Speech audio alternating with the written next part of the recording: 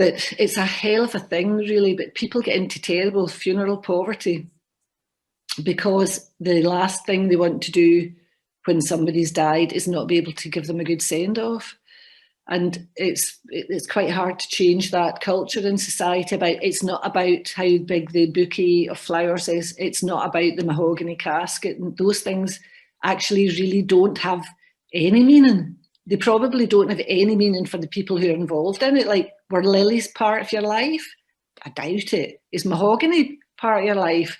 I wouldn't have thought so. You know, it's like, so we've imposed some sort of meaning on those things. So it's like, the bigger the casket, the bigger the flowers, the bigger your love, the bigger the dead, the more the meaning. And it's just like, I would really like to help people understand and unpick that. So I think, like, permission given, being in there, and I love being able to play that role. And I get people phoning me up. Last week I had a woman phoning me up, and she'd had a sudden death.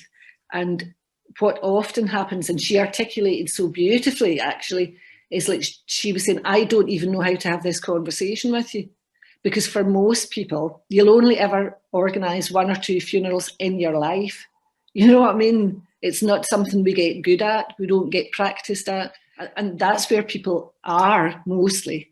And they feel as if they're up against the clock. They're in a very vulnerable, emotional place.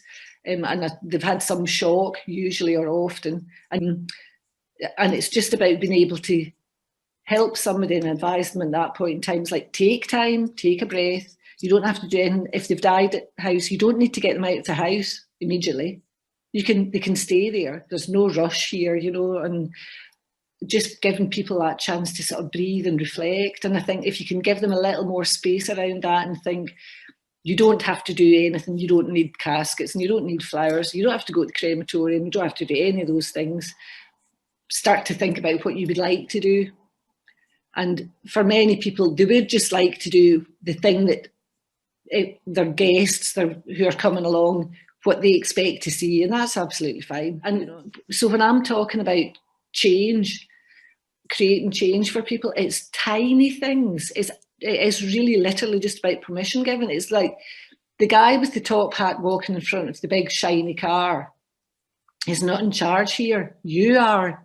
And I think it is such a sad thing when people do feel like, I just need to get this out of the way. And I think that's quite often what a funeral is for people. I need to get this out of the way. And it could be so much more. I want to just try and help people to get the information that they need to make the choices that they want, and let them know that everything's okay.